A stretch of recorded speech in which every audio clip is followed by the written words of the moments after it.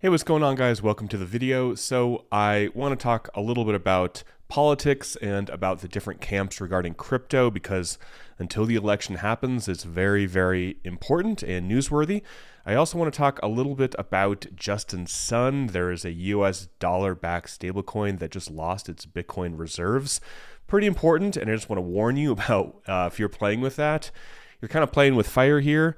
And then at the end of the video, I want to show you how to send Bitcoin on Coinbase, but using Lightning, where it's essentially like a cent to send to Bitcoin, which is pretty cool. So starting out right here, the current prices of crypto are really, really boring. In a video I made a few days ago, I talked about how in this time of the cycle, of the Bitcoin halving cycle, it is usually incredibly boring for Bitcoin and the entire crypto market, essentially. Bitcoin's been range bound essentially between like $50,000 and $70,000 for a very, very long time. Solana has been chilling in this like $140 or so range for a long time. And you can see 3 months out, we are at around 170 3 months ago, and now we're on 140. So this is a pretty small band that we are just chilling in. But again, in 2020, we saw the same thing. In 2016, we saw the same thing, where the year of the Bitcoin halving, that year, up until the end or the last quarter of that year or this year, the price of Bitcoin really is quite boring. And then historically, next year, we would see a really, really parabolic rise in the price of Bitcoin. So we'll obviously keep an eye out for that, but if you are getting bored, don't worry about it. This is very, very normal. So next, talking about politics, Harris supports policies to expand crypto industry. So someone on Kamala Harris's team, Brian Nelson, who was a campaign advisor, said that she is going to support policies that ensure that emerging tech and that sort of industry can continue to grow. So far, it's only been somebody from Kamala Harris's team talking about her position on crypto. And Harris did not specifically mention digital assets. I don't think any of her last talks, if any, from my understanding. So at the 2024 Bitcoin conference, Trump said that he would fire Gary Gensler, he would pick regulators that are friendly to the industry, form a crypto industry presidential advisory council, and create a stablecoin framework. And we know that Trump has support from a lot of the crypto CEOs, including the Winklevoss twins of Gemini. And if you don't have an account on Gemini, this is one that I've been using almost as long as Coinbase, and they have never, ever, ever let me down. They have a lot of advanced trading that I actually really like, and I do have a code where you're going to get $15 when you trade $100, so it's better than the one here.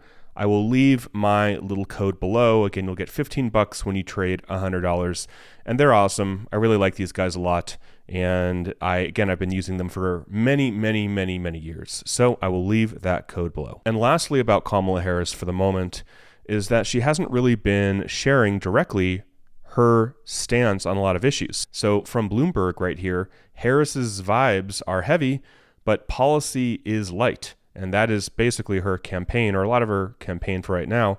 Her website doesn't have a policy section. So why a lot of people are concerned about this is because we don't know entirely if she is going to just wholeheartedly support Biden's plan or if she is going to create her own. So if Kamala just agrees with Biden's plan, the plan that he delivered during the State of the Union earlier this year, this would be increasing the capital gains tax rate for those earning at least $1 million, proposing a 25% minimum rate on households worth at least $100 million, and more punitive treatment for dealing with assets when somebody dies.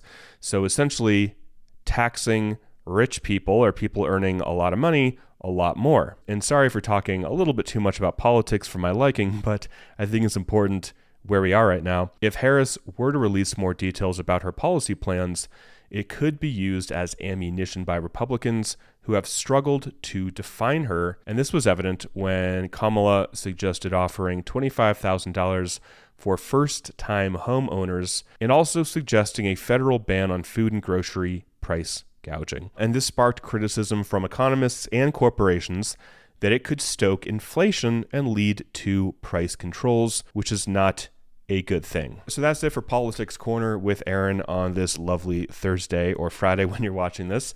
Now let's jump to the story, Justin Sun of Tron. says removing 12,000 Bitcoin from USDD is just normal behavior in Bitcoin or in DeFi. And currently the stablecoin is still pegged to $1, which is wonderful. I personally would not be playing with this. I just, would not be playing with this. But ironically, USDD has been performing pretty well ever since 2022. I mean, I guess we saw it dip down to 96 cents, which technically is not pegged at $1. But even USDC and USDT have lost their peg. People are not entirely sure why 12,000 Bitcoin were withdrawn, $729 million. So again, guys, just be very careful. If you want to, in my opinion, be the safest, you want to keep your coins somewhere safe, like a Ledger or your Tangem, or another service that does like a multi-sig, which I will cover a little bit later. I want to talk more about that in the future. Keeping things in USDC would, in my opinion, be safer than USDD, which does get me to Coinbase and Lightning. So let me dive on my phone really quick and show you what I'm talking about. So this is my Coinbase account, and I want to show you how to send Bitcoin really cheaply. So there was a time in the past when using Coinbase or using Gemini or Kraken was very, very expensive. Now, I don't know if Gemini is using Lightning right now, but Coinbase is. So if I were to click send, right here, I can enter an email. So that could be somebody else's email associated with a Coinbase account, an actual Bitcoin address, of course, or an invoice. So if I click Lightning is here. So what is the Lightning Network? It's a secure network that allows faster Bitcoin transactions. It does this through peer-to-peer transfers that don't require adding each transaction to the Bitcoin blockchain. Lightning processes thousands of transactions per second.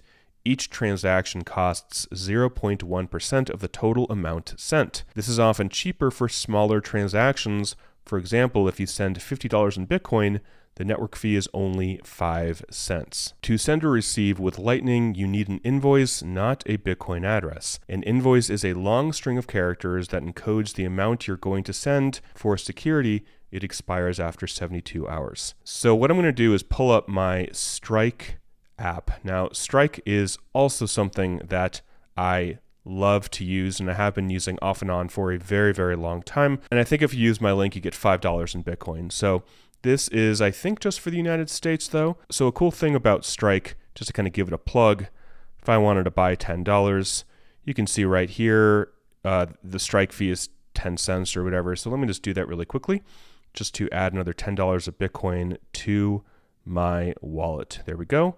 Click OK. And now I'm going to click Receive. So on the top, Bitcoin or Lightning QR code. I'm going to click that, and I'm going to specify an amount. So I'm going to say $10. I'm going to click that thing on the top right, $10. There we go. And there is a Lightning invoice, and I'm going to copy that invoice to clipboard. And then I'm going to paste that invoice right there. And that is how I'm going to send $10 in Bitcoin. And it looks like there is a 1 cent network fee, which is insanely cheap. So now I'm going to click send now. And there we go. You received that amount of Bitcoin. So I just sent $10 of Bitcoin, and it cost me 1 cent, which is really, really cheap. So I just wanted to highlight this because I think it is important when a lot of people are like, Bitcoin can't scale, we're not going to pay our coffee, or we can't do small transactions with Bitcoin. That isn't possible. It absolutely is possible. It absolutely is possible.